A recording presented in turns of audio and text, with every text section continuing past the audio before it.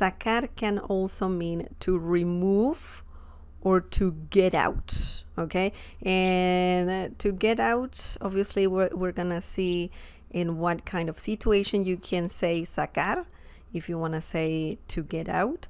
So it's very interesting to remove, sacar. What are we talking about here? Let's see. The meaning, the first example is tengo que sacar la astilla. Tengo que sacar la astilla. Do you know what astilla means? Astilla, you'll see in a second. The whole sentence means I have to remove the splinter. It happens, right?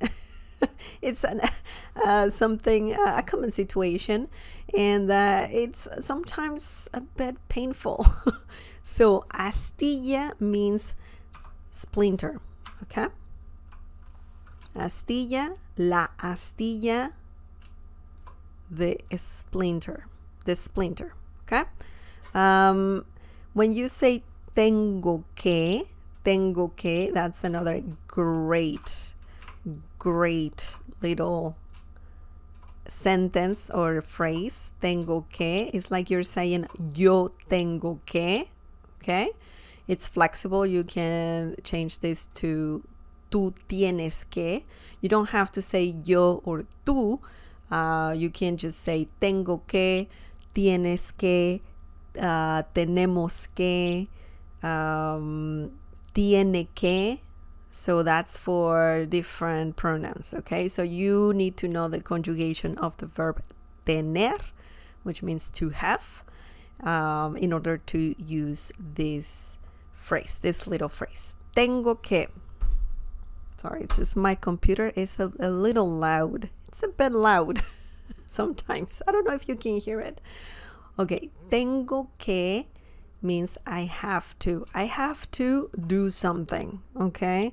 It could be you need to eat, you need to walk, you need to play, you need to sleep, you need to go to bed. You can use this phrase for that. Tengo que dormir. I have to sleep. Tengo que comer. I have to eat. Tengo que caminar. I have to walk. Tengo que hacer ejercicio. I have to exercise. Okay? So it's quite interesting, this little phrase here. Sacar means, well, this is the verb, and it means remove. You need to remove, or you need to technically take out the splinter. So that's, as I said a few minutes ago, sacar, that's like the most common term of sacar, to take out. But it also sometimes can be used if you want to say remove. Okay, you have to remove something. So like a splinter, right? Like a splinter. Tengo que sacar la astilla. I have to remove the splinter. Now let's look at another example. Let's see. This is a question. ¿Cómo saco el clavo de la pared? ¿Cómo saco el clavo de la pared? Clavo. Do you know what this means? Clavo, pared. This means, how do I get the nail out of the wall? Maybe you don't know how to do it. I think it's pretty obvious how to do this, but it's a valid question. It's a valid question. So, ¿cómo means how. Remember that you need an accent mark on the letter O if you want to use como in a question, okay? Or in an expression that has exclamation marks, okay? ¿Cómo saco? Saco, that is the verb sacar right here. How? Technically, you're saying como yo saco, right? Como yo saco, that's the verb conjugated.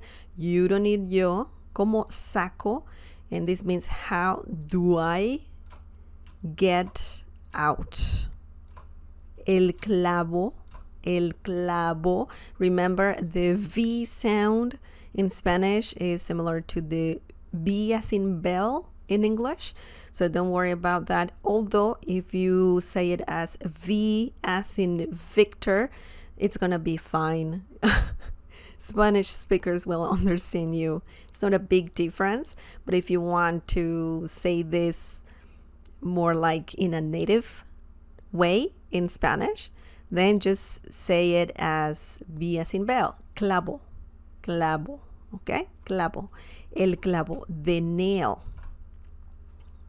The nail, we're not talking about nails. We're talking about the nails that you put up on the walls to hang things on walls. So el clavo, the nail. The nail, de of, la, the, pared. Pared means wall, okay? Pared. Pared. Don't forget the pronunciation, or to pronounce the letter the as in, the at the end.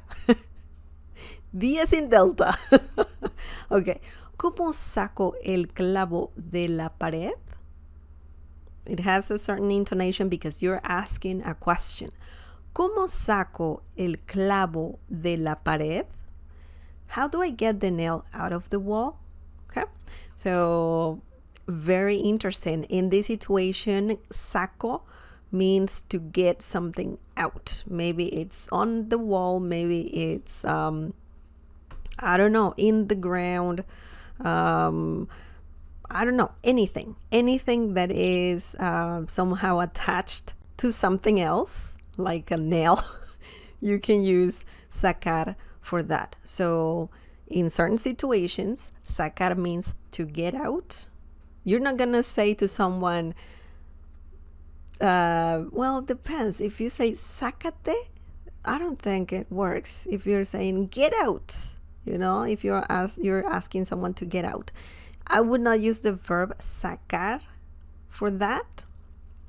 It's more, you would use the verb salir, okay? And that means to get out as well.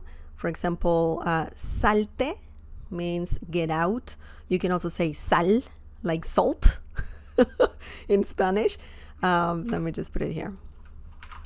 I was talking about the verb salir, which means to get out, okay? So if you want to say to someone, get out, you can say sal. Sal. It's a command. I know that in Spanish this also means salt, but it's a command. You can say sal, sal, and that's fine. Or you can say salte. Salte, okay? Salte. And that means get out. It's a bit rude to say that to someone. By the way, if you don't know that person, and even if you know the person, I would not say it to someone because it's just a command. It's a bit informal. It's, I don't know. You gotta be careful with that. But I would not say sácate. Sácate. Technically, you could say it, but I would not say sácate. I would say salte. Yeah. Okay. Excellent. Anyways, that's another verb, salir. We're talking about sacar. But yeah, it can mean to get out as well. Excellent.